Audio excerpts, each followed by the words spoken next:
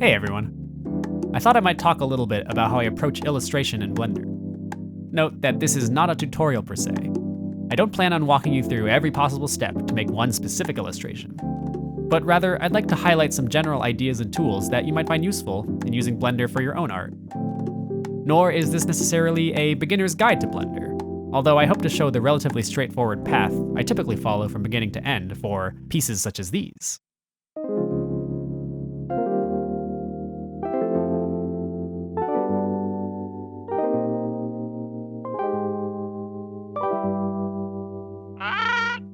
There are infinitely many things I don't know about Blender, and also infinitely many ways of creating art with it. Maybe this video will get you started on that journey. Let's go. Chapter 1, Reference and Inspiration. First of all, I'd like to highlight my own influences in 3D, because I believe that will give some context to my approach. Viewmasters, 80s and 90s editorial and picture book illustration, encompassing the aesthetics of Utopian Scholastic, Fraser Bain, Memphis, and many more.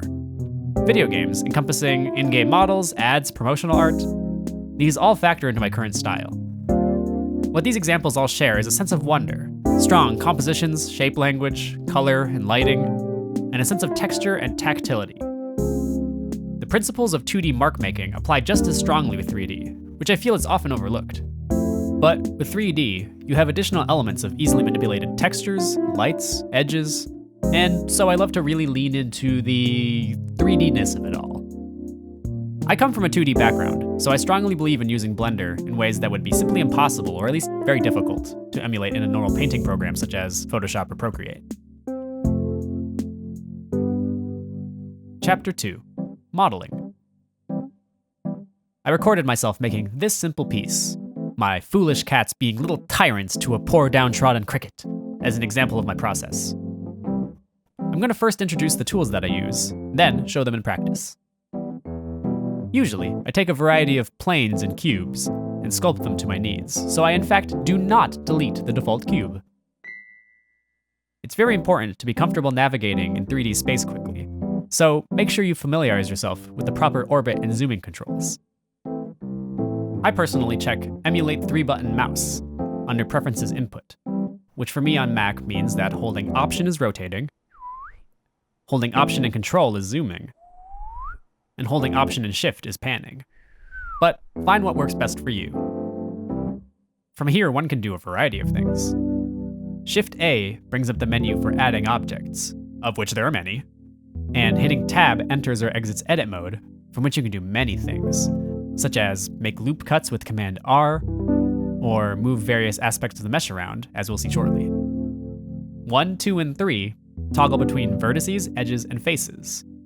And hitting G for grab lets you move these around. Hitting R for rotate, and S for scale works similarly. Importantly, hitting X, Y, or Z lets you move things on each of those axes. Up here, you can see a menu that changes the orientation of those axes. For instance, global orientation, which is the orientation of the entire scene, or an object's local orientation, or even the orientation of the view you are currently observing. Additionally, over here is the way to change where the pivot point of your transformation is. This is handy for when you want to change from resizing a bunch of objects as a unit to resizing them individually, among other things. Now, there are a few basic things I can do to quickly model. I can extrude using E, inset using I,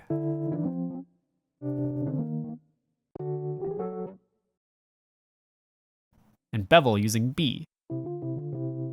These will get you really quite far. Try it out.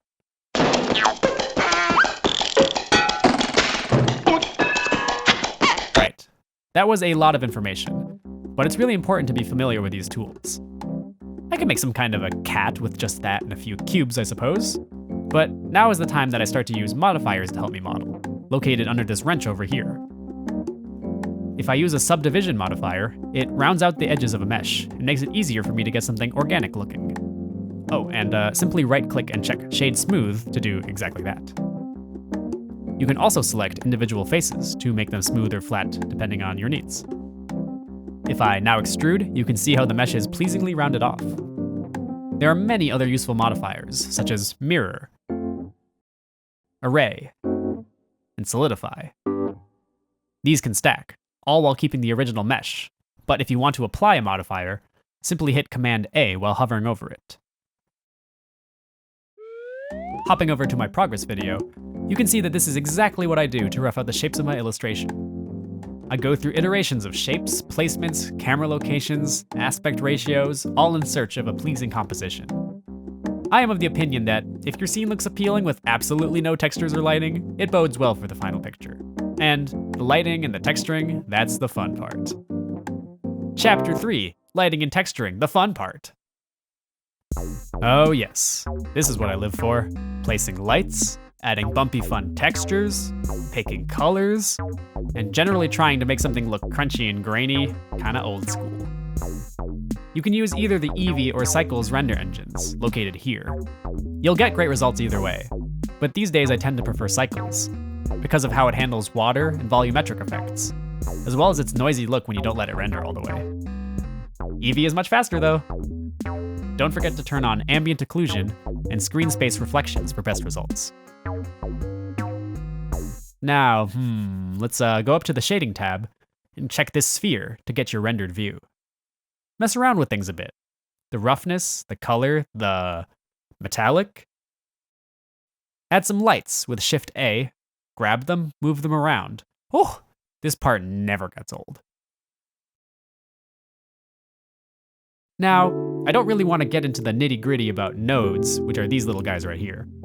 But I would highly suggest learning some basics about how these bad boys work. I was resistant myself at first, but they are absolutely key to making materials work for you. For something fun, try using Shift A and add a wave texture and a color ramp. Connect those up and see the weird results you can get. Or instead, try a gradient texture and a color ramp for an ombre effect. You can get pretty far with just that, but it's really fun to mess with pre-made materials. And for that, I would suggest BlenderKit, which is an add-on that contains a huge library of stuff to use. By judiciously applying these and tweaking them, many basic scenarios are going to be covered, from wood, to metal, to glass, water, fabric, alien flesh, oranges, eyeballs, goo, slime. At this point, UV unwrapping becomes important. This is basically the unwrapping and flattening of all the faces on a 3D object into a flat plane so that an image can be used as its material. Sometimes, the scale or mapping of the materials you apply will simply be wrong, sometimes comically so. You could teach a whole course on this alone, and I certainly don't know best practices for it. But there's quick ways to get the job done. If something looks too small or large, hit Tab to enter edit mode and go up to the UV menu. Usually, using Smart UV Project combined with resizing or moving the resulting map down here will get you close enough. Using Project from View is really handy when I have a specific painted texture that I make. It does exactly what it says, so if you paint a texture in Photoshop or Procreate from a certain angle, you can just overlay it like that. Flipping back to my progress video, you can see I go through a lot of iterations and trying things. I try different materials, I move lights around, and I screen cap the cats and paint directly on top of them in Photoshop. Then bring that texture back in using Project from View. By the way, all the shortcuts for grabbing and rotating and scaling things stay the same here, so don't forget them. I add a couple of more objects, including a small painting of the cats for this picture frame. And that's really about it for my basic process. As you can see, I keep things very simple, and I keep things designed for one angle only. There's something really graphic that I like about this approach, and it means that it not only takes less time, but it forces me to think about composition and light in a constrained way, which somehow actually makes it easier to make choices, and that's always a good thing.